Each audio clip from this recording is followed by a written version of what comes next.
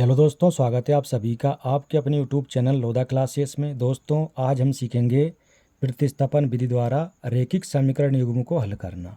और प्रतिस्थापन विधि जो है क्लास 10th के स्टूडेंट्स के लिए बहुत ही इम्पोर्टेंट विधि है, क्योंकि बोर्ड एग्जाम में इससे संबंधित एक प्रश्न जरूर पूछा जाता है। तो चलिए हल करते हैं और यहाँ पर लिखते हैं हल।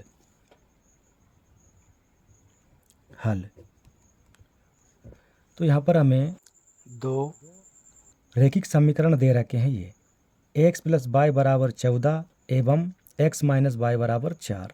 इनको हल करके हमें x और y का मान निकालना है।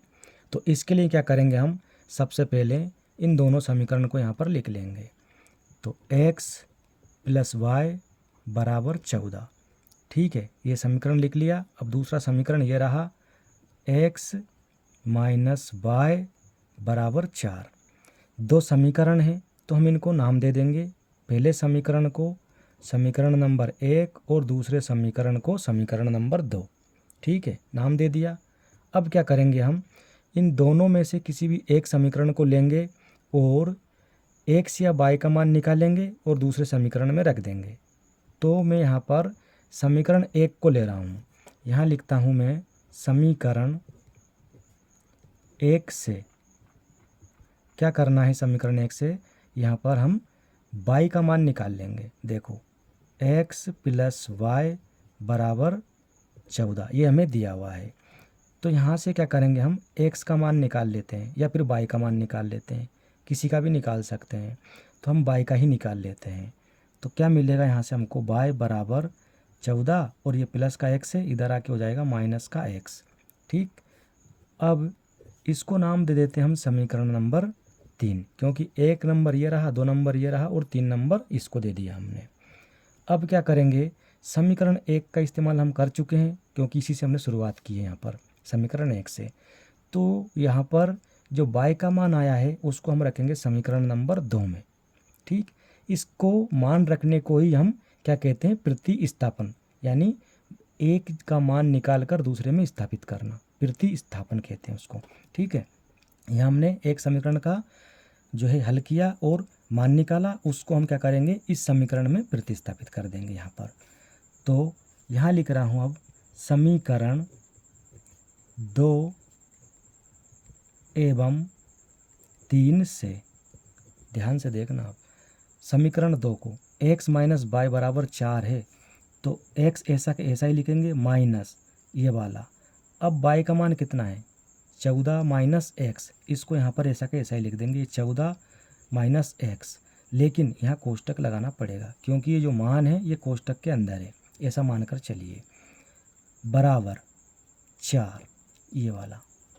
अब इसको थोड़ा हल करेंगे, x माइनस 14, ये माइनस अंदर जाएगा यहाँ पर, तो ये प्लस हो जाएगा x, ठीक, माइनस माइनस प्लस, बराबर ये 4, प्लस का x और प्लस का x जोड़ देंगे तो जुड़ के हो जाएगा ये 2x, ठीक है, बराबर 4, ये ऐसा के ऐसा ही, माइनस का 14 इधर आके हो जाएगा प्लस का 14।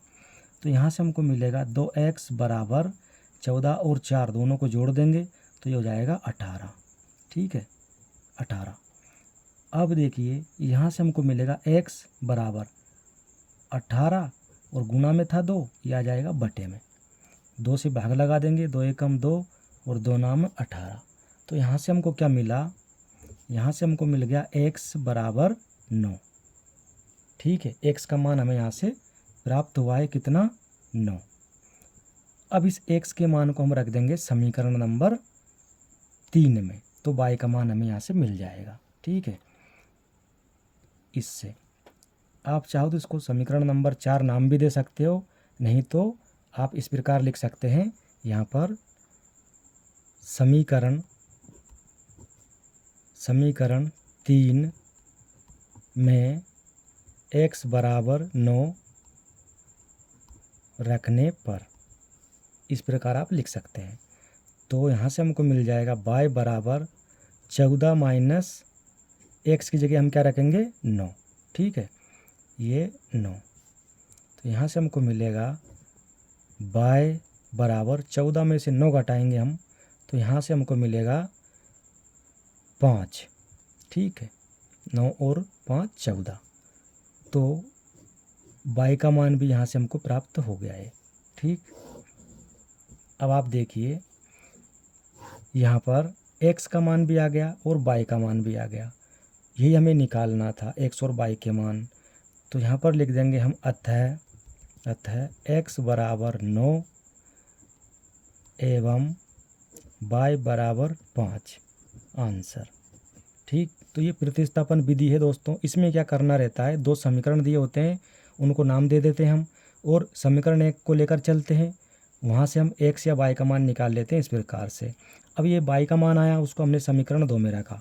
ठीक है, ये तो इस प्रकार से ये हल करा तो यहाँ से हमको x का मान मिल गया। अब इस x के मान को रख दिया यहाँ पर समीकरण 3 में, तो यहाँ से हमको y का मान मिल गया। इसी प्रकार आप किसी भी सवाल को हल कर सकते हैं दोस्तों।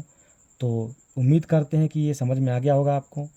वीडियो कैसा लगा कमेंट बॉक्स में ज़रूर बताइएगा। यदि अच्छा लगा है तो लाइक करें, शेयर करें, और चैनल पर नए हैं तो चैनल को ज़रूर सब्सक्राइब करें। धन्यवाद।